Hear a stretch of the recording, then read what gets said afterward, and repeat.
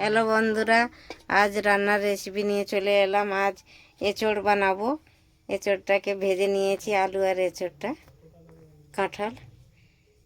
আর এবার দিয়ে দেব পেঁয়াজ কুচিয়ে রেখেছি, পেঁয়াজ কুচি। এটা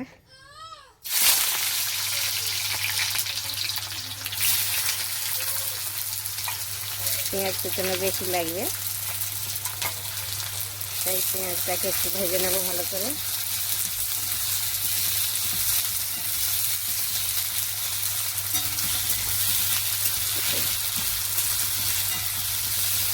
এঁচড়টা আগে ভালো করে একটু ভেজে নিয়েছি তেল দিয়ে, তেল নুন দিয়ে একটু ভালো করে ভেজেছি। পেঁয়াজটা একটু ভেজে নেব, নিয়ে দিয়ে দেবো সাথে।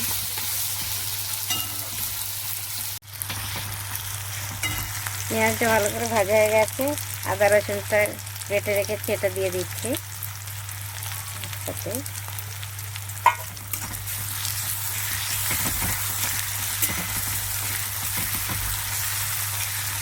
একটু ভালো করে ভেজে নেব।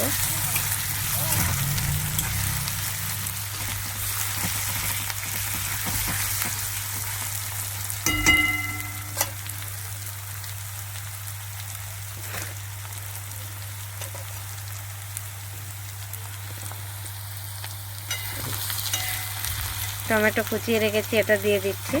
আদা রসুনটা ভালো করে ভাজা হয়ে গেছে, এটা দিয়ে দিচ্ছি।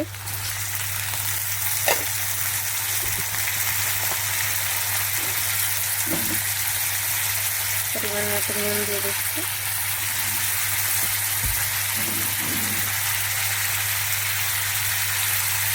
হলুদ গুঁড়ো,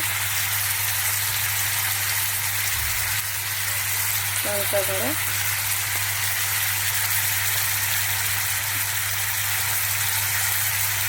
এটাতে দিয়ে দিচ্ছি ধনের গুঁড়ো। চিকেন গুঁড়ো দেবো না, ধনের গুঁড়োই দেবো।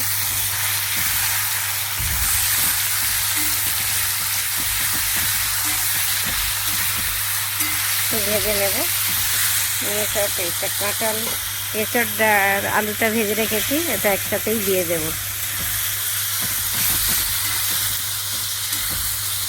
মশলাটা ভাজা হয়ে গেছে, এবার এটা দিয়ে দিচ্ছি এঁচড় আর আলুটা একসাথে।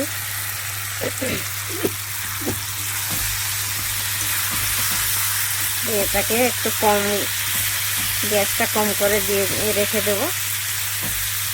একটু ভালো করে, এটাতে জল পড়বে না, এটাই মশলা দিয়ে হয়ে যাবে।